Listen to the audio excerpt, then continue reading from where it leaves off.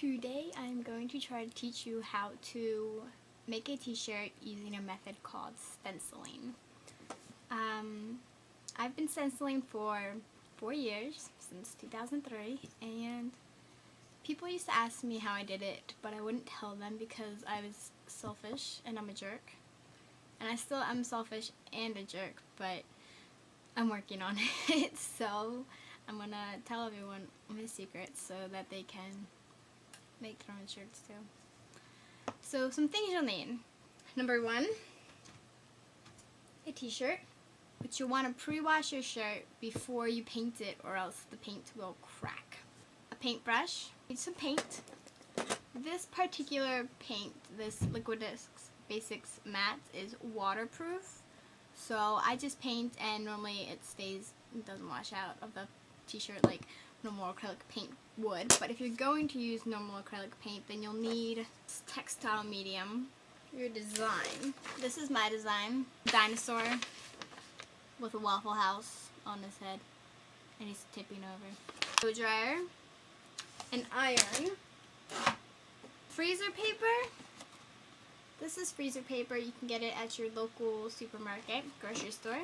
So you'll need a paper cutter to cut the freezer paper into 11 by 8.5 sheets, and an X-Acto knife to cut your design with, and a piece of wood to stretch the shirt over,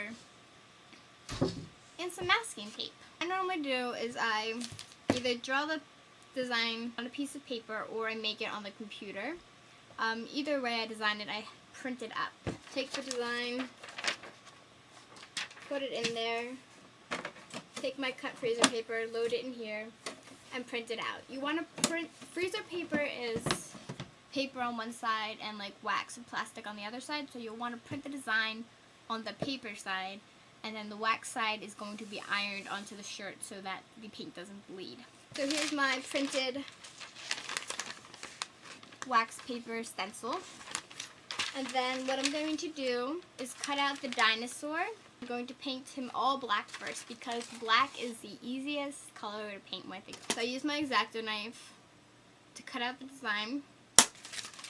And this is what I get. A dinosaur in the middle of the paper. I put my shirt over the wood. And then what I do is I stretch the back and tape it so that the paint doesn't crack also.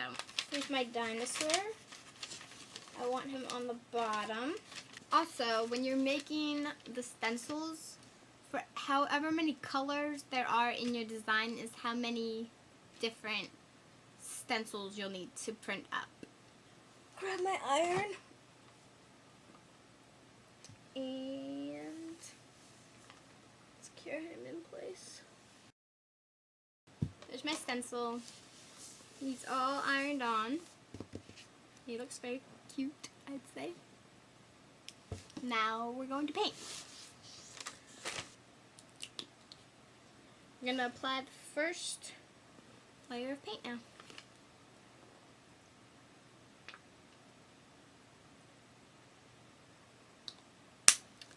Also, don't wet your paintbrush or else it will mess up the wax paper and it'll bleed everywhere.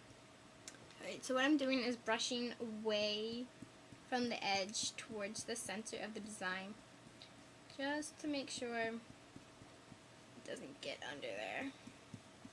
I'm going to do that all the way around, fill it up, and then I'm going to let it dry.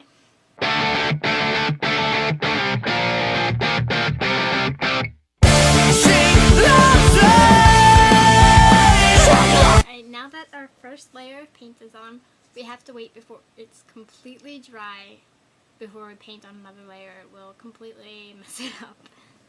So this is basically what it looks like. Scribbles and stuff. You can kind of see the glare where the design is and where the shirt is. If you're impatient, you can use your blow dryer and try to speed up the process. Alright, so I'm going to test the paint to see if it's dry. Not really dry, but what we can do is take our scrap piece of fabric, lay it over top of the design, and iron it.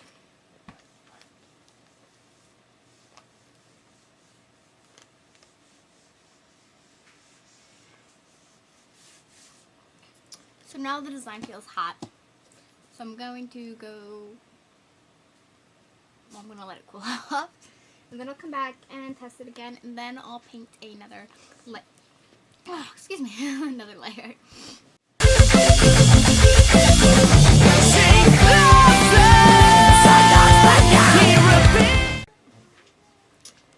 I'm going to test the design again. Oh. So it's pretty dry, all except this one spot. I'm going to iron it.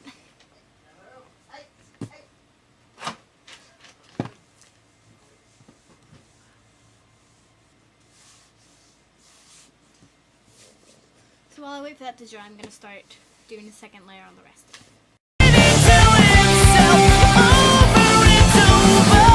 I'm going to go wash out my paintbrush and let that dry. Now the second layer is dry. So we are going to peel off our freezer paper and see what our stencil has left for us. Something you might want to know, freezer paper stencils can only be used once. Here's our dinosaur. Isn't he cute? The next step would be to cover up the black that we want to leave and paint the inside whatever color we wanted on the inside. But now that you have basic skills for making your own shirt, I'm just gonna let you go. What you want to do after this is post-wash it. Always pre-wash and post-wash. Wash in the washing machine. And then, if the shirt was washed enough beforehand, if it was like nice and soft, the design will get softer the more it's washed as well. Oh, and you can wash these. Sometimes people think you can't, but you can. So there's your dinosaur. And he's nice and crisp looking. So, have fun making your own shirts. I'm going to finish this one probably. Maybe I'll post a picture or something of the finished product. But thanks for watching. I hope you learned something. If you have any questions or comments, just leave them, obviously. And I'll get back to you. And